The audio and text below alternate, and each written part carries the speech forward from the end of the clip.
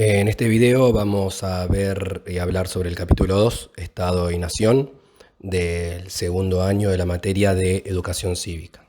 Asimismo podrán ver que el material a utilizar es el libro de Ciudadanía 2, Estado y Nación, Gobierno, Democracia y Participación Ciudadana. Pasamos a hablar de estos temas. Para empezar, debemos hablar primero de qué es un Estado. Hay que tener en cuenta que cuando hablamos de Estado, hablamos de la palabra Estado con mayúscula, con inicio en la E de mayúscula. Eso es la definición que vamos a dar. No, el Estado sin mayúscula es una situación específica, una forma de estar, pero el Estado con mayúscula es el conjunto de personas que residen en un mismo territorio organizado jurídicamente por leyes escritas bajo un gobierno común que ejerce el poder. Recuerden bien esta definición porque en base a esto también vamos a poder ver cuáles son los elementos del Estado. Pero previo a eso vamos a hablar sobre cuáles son las tareas que tiene un Estado. Dentro de las tareas que tiene el Estado existe la de la regulación de la convivencia de la sociedad, la reglamentación de las leyes, la de resolución de conflictos, la de mantener y promover el bienestar social, la de el cobro de impuestos y la de políticas internacionales. Estas son algunas de las tareas entre todas las tareas que tiene que desarrollar un Estado y que tiene a cargo un Estado. Como habíamos adelantado, vamos a hablar de los elementos del Estado y quiero que volvamos a repasar la definición que habíamos dicho que es un conjunto de personas que residen en un mismo territorio organizado jurídicamente por leyes escritas bajo un gobierno común que ejerce el poder. Como les dije, esta definición les va a otorgar cuáles son los elementos del Estado. Cuando dice conjunto de personas, quiere decir que uno de los elementos del Estado es la población que tiene ese Estado, que residen en un mismo territorio. Territorio es otro de los elementos del Estado. Organizado bajo un gobierno, ese es otro de los elementos, común que ejerce el poder, el último de los elementos del Estado. Vamos a ver en particular cada uno de los elementos. Vamos a comenzar con el elemento humano, que es la población que vive dentro de ese estado. La población en sí es el conjunto de personas que viven dentro del territorio y que reciben el nombre de habitantes. No necesariamente todos los habitantes de un estado son necesariamente ciudadanos de ese estado. Hay diferencias. Justamente los ciudadanos de un Estado son aquellas personas que tienen el vínculo jurídico con el Estado. Para poder ser declarado ciudadano en Argentina es necesario reunir dos características. La primera es tener la nacionalidad argentina, que para lograr esto primero tenés que haber o nacido dentro de Argentina o si naciste en otro país, optar por ser argentino. Y la segunda característica es que seas mayor de edad. Anteriormente era mayor de 21, luego se fue cambiando a 18 años y hoy en día, a partir de los 16, ya podés ejercer los derechos políticos como puede ser el derecho al voto. Por lo tanto, a partir de los 16 también ya sos considerado ciudadano para lo que es el Estado argentino. Algo importante que mencionamos recién es el hecho de la nacionalidad. Como acabamos de decir, la nacionalidad en Argentina se obtiene por el hecho de haber nacido en Argentina. A diferencia de otros países, de otros estados, en los cuales es necesario sí o sí ser hijo, ser descendiente de una persona que ya sea nacional de ese estado. Esto nos otorga dos distintos tipos de sistema para poder obtener la nacionalidad. El primero es el que se llama ius solis y el segundo es el que se llama ius sanguinis, que es el primero es el derecho a la tierra y el segundo es el derecho a la sangre. Hay muchos países en Europa, sobre todo, que se rigen por el derecho a la sangre. En relación a lo que es el elemento físico del Estado, esto es el territorio. El territorio es el espacio geográfico donde se encuentra la población. Este espacio geográfico incluye el subsuelo de todo el territorio, el espacio marítimo, que está delimitado por la plataforma continental, el espacio aéreo y el espacio radioeléctrico, que es lo que hace posible las telecomunicaciones. Luego, para hablar de lo que es el elemento político, estamos hablando del elemento de gobierno del Estado. El gobierno de un Estado es el órgano o conjunto de órganos que está integrado por personas que ejercen el poder del Estado a través de la sanción de leyes, de la aplicación de las leyes y a través del exigir el cumplimiento de las leyes. Finalmente, para hablar de lo que es el elemento jurídico, político del Estado, es decir, el elemento del poder, esto es la facultad que tiene el Estado de imponer un orden determinado con el objeto de posibilitar la convivencia pacífica de sus miembros. Por eso es que el Estado ostenta el monopolio de la fuerza. Años atrás, previo a la constitución de los Estados-nación, las personas resolvían sus diferencias de manera individual, pero a través de la construcción que se fue dando de los estados, el Estado en sí le quitó esa facultad a las personas. Más que le quitó, también las personas lo delegaron, digamos.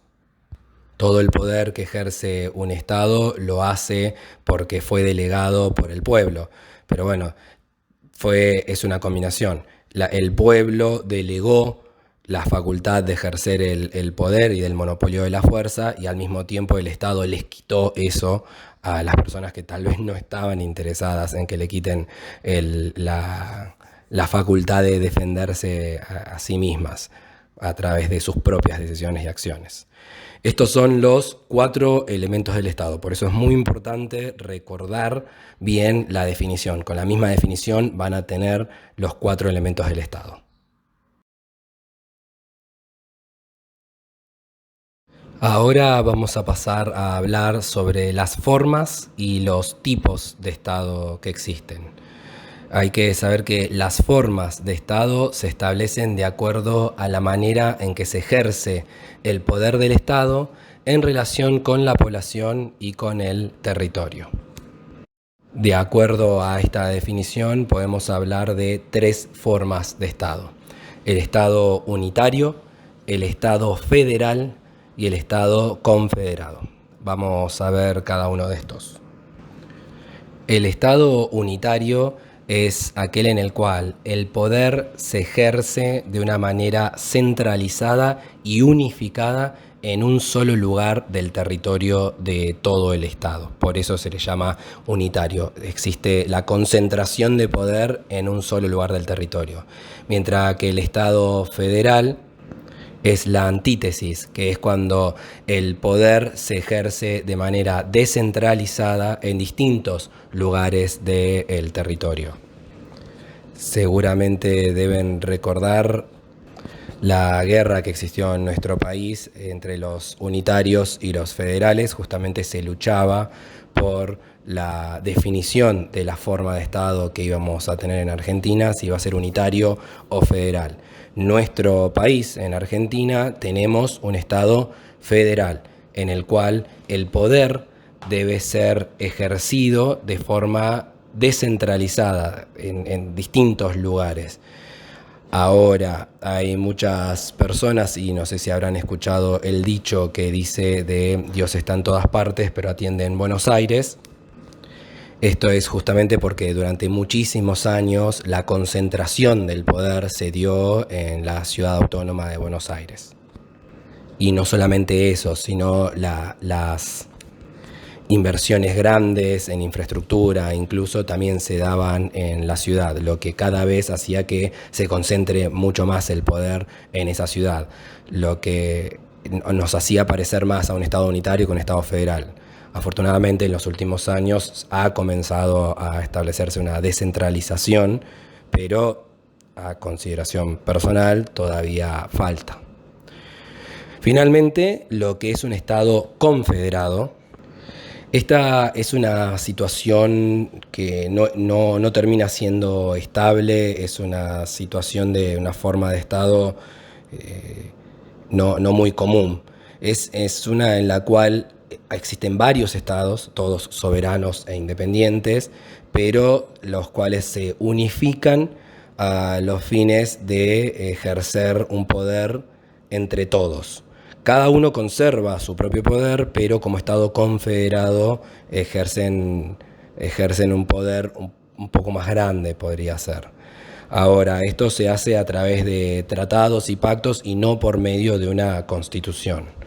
Uno de los ejemplos de existencia de un Estado confederado en su momento, que se debilitó y terminó convirtiéndose absolutamente todo en un mismo Estado, son los Estados Unidos. Justamente previo a la unificación era un Estado confederado. Ellos a las provincias las llaman estados. Cada provincia era un Estado soberano, independiente, y estaban unificadas. Luego esto se disolvió y se convirtieron en los Estados Unidos de América. Ahora vamos a hablar de los tipos de Estado, y estos se definen en base a la forma de la organización social, política y económica de la sociedad. En base a esta definición podemos hablar del Estado absolutista, del Estado liberal, del Estado de bienestar y del Estado neoliberal. Vamos a ver cada uno de forma individual.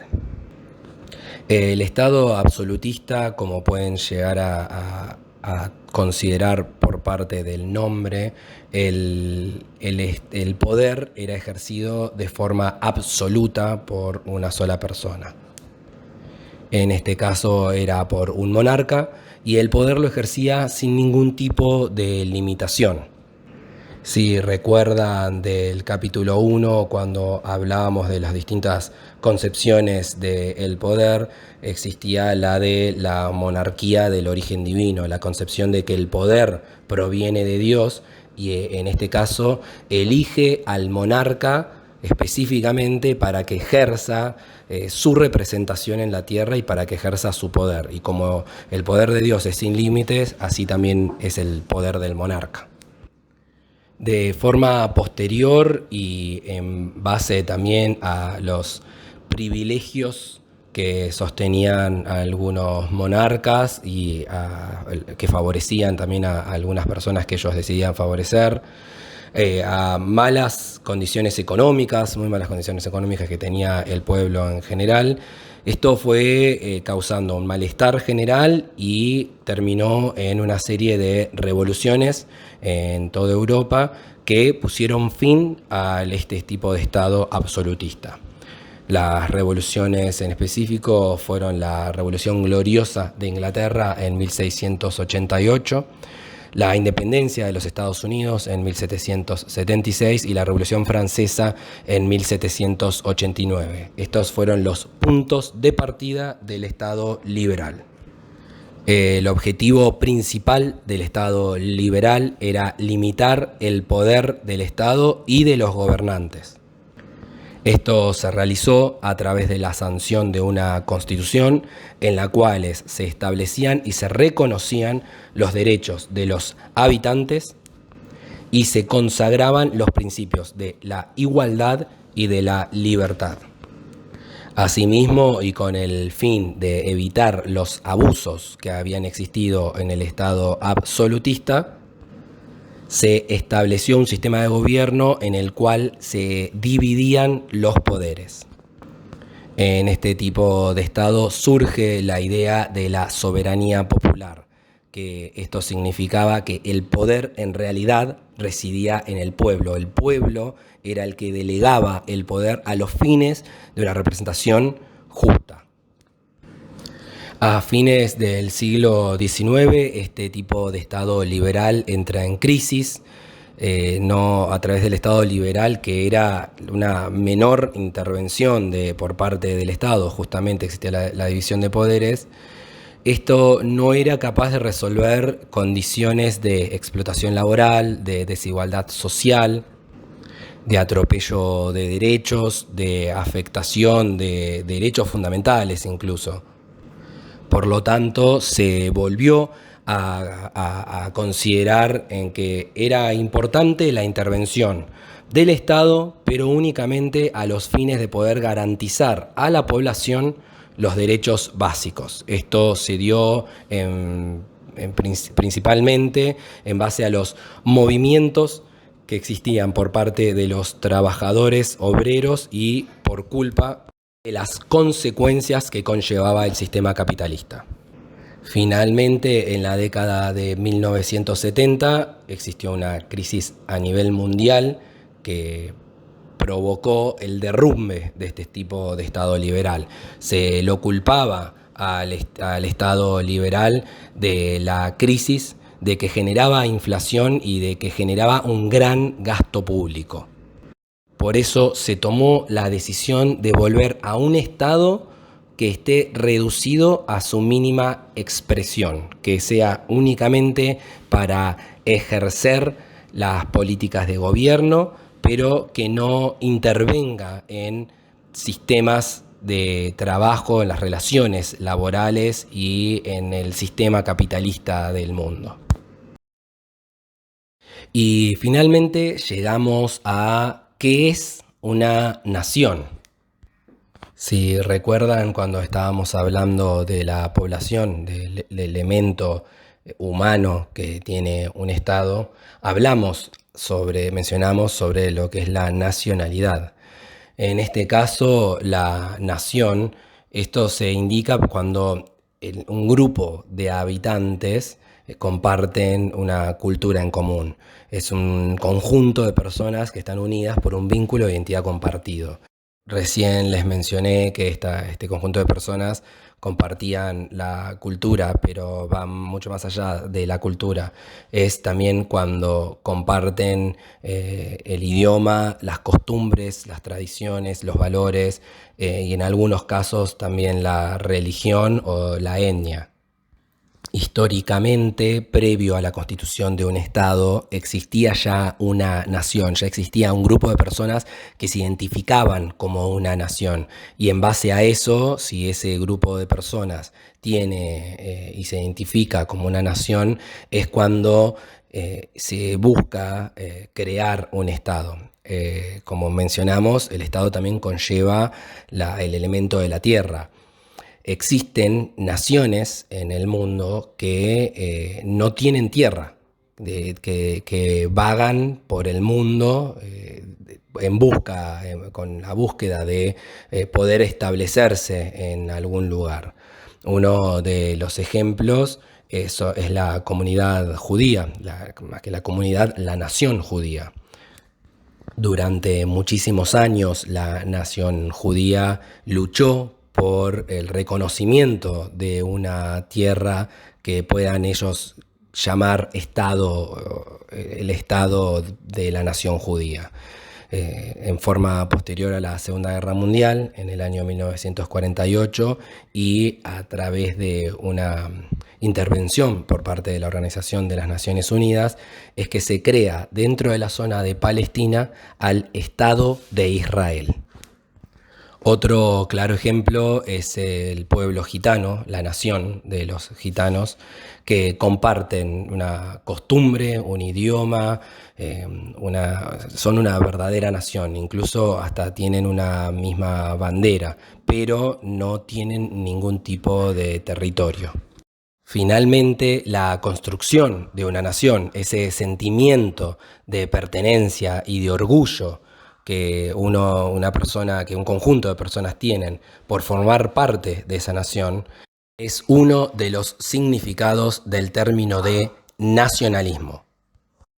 Ahora, este término, el de nacionalismo, fue obteniendo distintos tipos de significados de acuerdo a los momentos históricos en que se fueron dando y de los reclamos que se iban realizando en nombre del nacionalismo, como por ejemplo los movimientos populares que reclamaban el derecho a formar un Estado independiente en las primeras décadas del siglo XIX.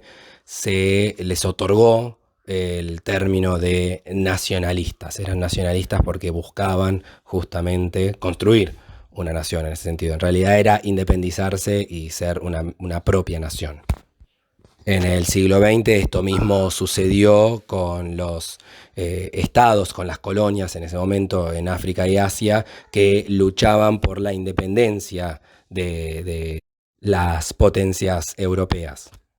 Asimismo, el término de nacionalismo también se le ha otorgado a los movimientos de búsqueda del ejercicio de un poder autoritario y de la imposición de valores nacionales y con referencia a la superioridad, la creencia obviamente, ¿no?, de la superioridad que tenía un Estado por encima de los demás estados. El caso más uno de los casos en los cuales el término de nacionalismo en este sentido provocó un atropello inmenso de los derechos humanos de toda la comunidad judía fue justamente el nazismo. El nazismo obtiene su nombre porque el grupo, el partido político que dirigía Hitler era el de los nazis socialistas. O sea, en español era el Partido Nacional Socialista.